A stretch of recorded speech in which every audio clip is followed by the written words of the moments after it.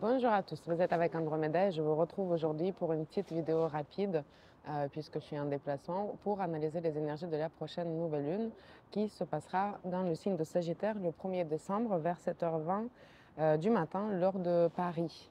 Je vous retrouve depuis Rotterdam sur le fond des maisons cubiques qui sont un peu l'emblème de la ville de Rotterdam. Et j'essaie de me dépêcher un petit peu parce qu'il y a un peu des travaux un peu partout et j'espère que vous n'allez pas être dérangés par les sons des travaux sur le fond de cette vidéo, mais ça peut arriver. En tout cas, ce qui nous dit d'habitude la nouvelle lune dans le signe de Sagittaire, ben, elle nous amène déjà en voyage, comme je vous amène aujourd'hui. Elle nous amène beaucoup à bouger, à explorer, que ce soit un voyage aux profondeurs de nous-mêmes, que ce soit un voyage mental, un voyage au sens premier du terme, mais c'est aussi un voyage dans les connaissances, dans les philosophies, dans tout ce qui peut élargir notre esprit et tout ce qui peut élargir aussi notre vision, on va dire, du monde. Traditionnellement, cette nouvelle lune, elle annonce un mois de joie, un peu d'exaltation, c'est un mois le plus optimiste, mais on va voir que cette idée est un peu corrigée avec les énergies présentes dans le thème astral de cette nouvelle lune. Et les personnes qui seront les plus concernées par les énergies de cette nouvelle lune sont les natifs du signe de Sagittaire qui ont leur anniversaire ces jours-ci. D'ailleurs, je vous souhaite un très joyeux anniversaire. Il peut y avoir aussi des natifs du signe d'en face, des signes de Gémeaux, des signes de Poisson, des signes de la Vierge, à cheval entre la fin du premier décan, début du deuxième décan, qui seront concernés par les énergies de cette nouvelle lune. Et donc, en fait, pour vous donner l'essentiel dès le début de cette vidéo, parce que si jamais le bruit se déclenche, au moins vous aurez eu l'essentiel, mais cette nouvelle lune, elle nous invite surtout à ralentir. C'est vraiment le message principal et je ne le garde pas pour la fin. J'ai envie qu'on se rende compte, en fait, que c'est vraiment un mois où on doit progressivement baisser d'intensité, qu'il faudrait vraiment qu'on cherche à ralentir un peu le rythme qui pouvait être un peu effréné pour certaines personnes, trop intense pour d'autres, et qui pouvait amener beaucoup aussi de nervosité, en tout cas de tension mentale, entre autres. Donc là, ce qu'on va faire, ben, on va chercher à assimiler tout ce qui est arrivé jusqu'à présent, parce qu'il pouvait y avoir beaucoup de choses, beaucoup d'infos, on pouvait être bombardé par connaissances, par échange, par déplacement, par plein de choses. Et Mercure est rétrograde au moment de cette nouvelle lune, avant sa conjonction avec Soleil, donc ça veut dire que le moment est venu d'intégrer ces nouvelles connaissances. Ralentir, il y a, je veux dire, c'est tout le thème astral en fait qui crie le mot ralentissement, ralentir, un avertissement, un signe, un panneau d'avertissement de ralentir. Pourquoi? Bah parce que le maître de cette nouvelle lune, Jupiter, il est rétrograde. Mercure est rétrograde, Mars est quasi stationnaire. Dans quelques jours, il le sera pour aussi devenir rétrograde. Saturne, auquel cette nouvelle lune elle fait carré, est aussi stationnaire. Et donc, en fait, il y a vraiment plusieurs choses qui nous disent c'est pas le moment d'accélérer. Ce n'est pas le moment justement d'initier en fait de nouvelles choses. On est plutôt sur le mois d'avant le mois de bilan. Le mois de bilan qui va arriver avec la nouvelle lune dans le signe de Capricorne. Donc on a besoin de prendre notre temps. Je suis désolée pour le bruit. On a besoin de prendre notre temps pour aussi faire un peu le tour de ce qui est important. Pour certains, on approche la fin de l'année, donc on a besoin de revoir un peu nos ambitions, voir ce qui a pu être fait, ce qui n'a pas pu être fait. Donc vraiment, on se prépare pour le bilan. Donc, pour ceux qui voulaient au contraire accélérer un peu avant la fin de l'année pour pouvoir tout faire, tout finir, tout ce qui n'a pas pu être fini, ben, malheureusement, on risque plutôt de se heurter à des obstacles plutôt que de vraiment appuyer sur l'accélérateur et tout finir à temps. Donc, on a plutôt envie de privilégier des objectifs stratégiques, des choses les plus importantes. On est toujours au carré de Saturne, Jupiter au carré de Saturne, dont on a déjà parlé dans des vidéos précédentes, c'est-à-dire qu'on a besoin de choisir nos priorités. On est clairement sur le choix des priorités, ce qui n'est pas évident parce que ben, avec l'axe mutable Sagittaire et Gémeaux, nouvelle lune opposition en Jupiter, on a envie de tout faire, tout faire. Et on pense qu'on pourra tout faire. Mars aussi est en opposition au Pluton. Toujours, on a beaucoup d'énergie, il est dans le signe de feu. Donc en fait, oui, on est peut-être fatigué, mais on a encore, on caresse cette idée de toute puissance quelque part qui nous booste. Mais on va voir que bah, si on continue dans ce rythme-là, on risque un épuisement, on risque un burn-out, on risque surtout une fatigue. Donc il y a deux choses, soit on peut être quand même arriver à faire beaucoup et être extrêmement fatigué, et c'est le carré à Saturne, entre autres, soit on peut justement être ralenti par des situations qui sont plus fortes que nous, par les délais, par des choses qui ne se passent pas comme on a prévu, puisque Mercure rétrograde est toujours carré à Saturne.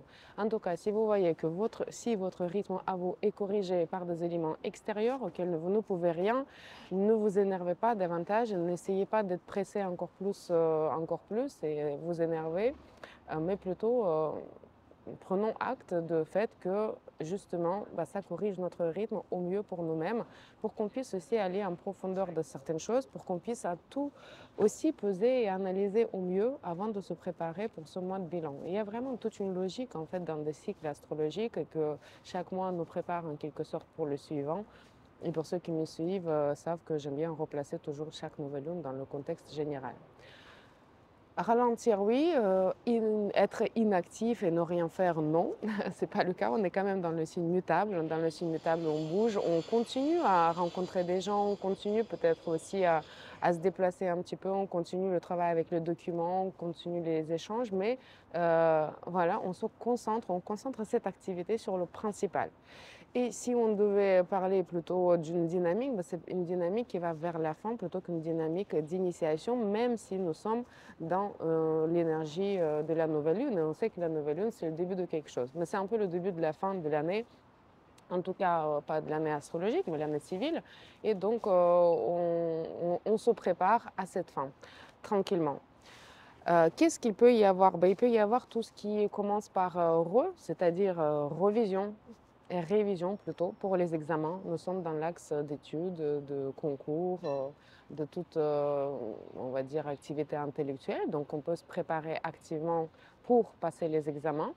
On peut aussi être ici dans la révision, par exemple, la rélecture d'un livre avant sa publication, puisque peut-être une publication peut arriver prochainement, se peut, ou en tout cas on est sur un projet de publication. On peut faire un travail de rodage avant une présentation, avant une mise, on va dire, en scène de quelque chose, ou en tout cas on prépare un lancement prochain, peut-être pourquoi pas pour le printemps prochain. On est sur déjà des étapes finales en fonction de globalité de projet, on est sur les rodages de fin. On peut être ici également sur tout ce qui est appel, révision d'une décision juridique. On peut ici être sur le renvoi de documents puisque justement on n'a peut-être pas réussi à aboutir à un certain résultat qu'il nous fallait, qu'on nous demande plus de documents. Donc il peut y avoir ces euros qui nous poursuivent un petit peu partout. Évidemment ici on peut avoir aussi tout ce qui est les délais, évidemment dans les transports, les trains reportés, les trains parfois annulés, les avions aussi reportés, annulés, reprogrammés. Donc, prenons notre mal en patience par les moments. C'est pas évident, c'est vraiment difficile. Mais justement, Saturne, il est là au carré à nous apprendre la patience, à nous apprendre aussi parfois un certain détachement avec tout ce feu qui est présent dans le thème astral de cette nouvelle lune, un détachement et peut-être aussi un certain, si ce n'est pas le calme, mais en tout cas un côté un peu stoïque, voilà, un côté un peu mature, hein, parce qu'on est sur un axe qui peut ne pas toujours être représentatif de la maturité, on est plutôt ici sur la précipitation, voilà, sur une énergie plutôt de jeunesse, d'impatience, et Saturne, il est là pour nous apprendre par des situations qui nous arrivent, justement une dose de patience.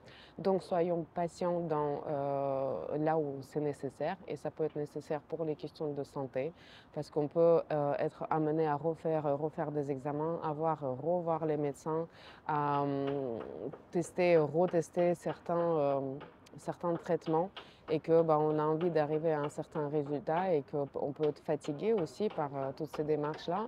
La fatigue, il peut être un peu le fond de cette nouvelle lune, comme la fatigue de certains bruits peut aussi être sur le fond de cette vidéo. Mais en tout cas, c'est pour ça. Il est important de pouvoir bien doser notre activité pour ne pas tomber dans la fatigue chronique. On peut faire des actions pour améliorer notre immunité. C'est vraiment la période de l'année où l'immunité peut être en baisse. Et nous avons des indicateurs dans le thème astral de cette nouvelle lune, de la prochaine pleine lune aussi, que nous sommes en baisse d'immunité, qu'on peut plus facilement tomber malade. C'est peut-être aussi le fait qu'on est à droite à gauche, qu'on communique avec pas mal de personnes et que ça se propage aussi davantage et beaucoup plus facilement. Donc, respectons les gestes barrières, des choses dont vous êtes absolument au courant tous, je pense, pour pouvoir préserver votre santé au mieux. C'est donc plutôt l'idée de la fin que du début, comme je l'avais dit, et en termes de voyage, puisque nous sommes ici sur l'axe de voyage, on peut justement avoir à revenir quelque part. C'est peut-être la fin d'une escapade, c'est la fin de tour du monde, c'est la fin d'une expatriation, c'est la fin d'un semestre à l'étranger peut-être. Donc on peut être ici dans plutôt la dynamique et l'esprit de retrouvailles aussi, et en même temps de séparation d'avec certaines personnes, retrouvailles d'autres personnes. Donc on peut être dans un mélange émotionnel quand même assez fort. Et ce qui est intéressant, c'est que nous sommes dans le signe de feu, donc on a besoin de chaleur, d'échange, d'authenticité, de générosité, on est dans ce partage, on est dans l'axe de communication. Et en même temps, ce carré à Saturne nous dit que on peut aussi vivre des moments de solitude par les moments. Donc soit parce qu'on se sépare des personnes qu'on aime et avec qui on partageait des choses et qu'on se sent un peu seul, et on se sent déjà un peu cette nostalgie et ce manque de ce qui vient de se terminer, soit on peut, derrière de nombreux échanges, derrière des nombreux contacts, quand même ressentir une profonde solitude par manque de personnes proches. Vénus, elle est aussi dans le signe de Capricorne, c'est pas le signe le plus chaleureux. Et donc, peut-être c'est aussi l'approche des fêtes qui nous fait ressentir par les moments une certaine nostalgie intérieure, ou en tout cas un certain blues.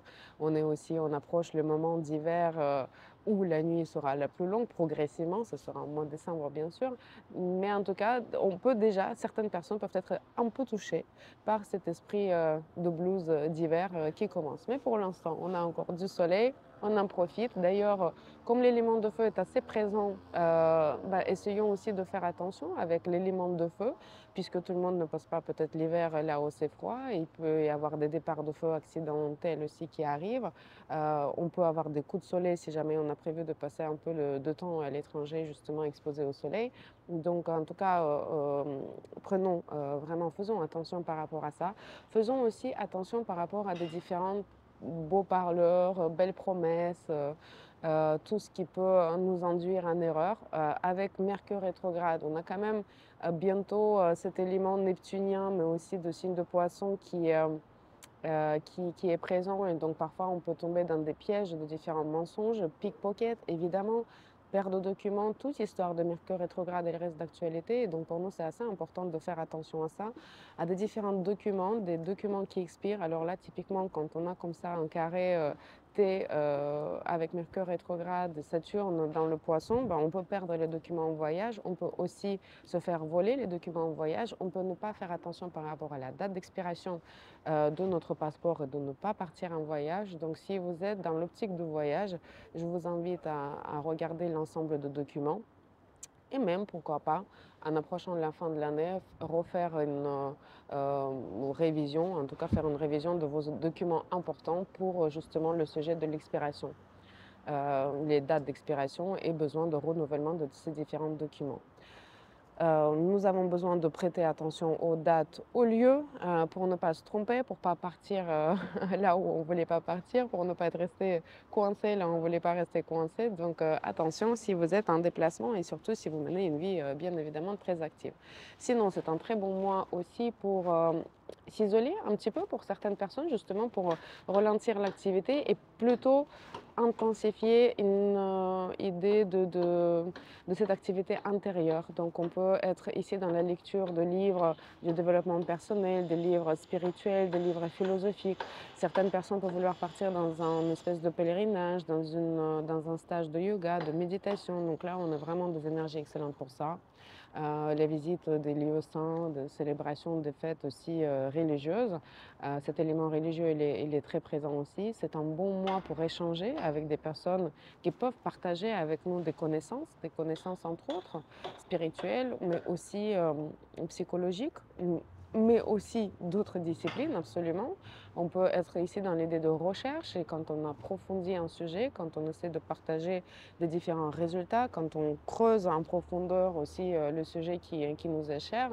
Voilà, donc c'est un mois propice à enrichir considérablement ses connaissances dans tous les sens. Voilà, je vais m'en arrêter là, même s'il y a toujours des choses à dire, mais j'ai pas envie de vous exposer davantage à des coups de marteau. J'espère que vous avez pu retenir l'essentiel, en tout cas, de ce message. J'espère surtout que j'ai su transmettre l'essentiel des énergies de cette nouvelle lune. Et je vous retrouve avec grand plaisir pour analyser les énergies de la prochaine pleine lune prochainement. Merci, prenez soin de vous. Au revoir.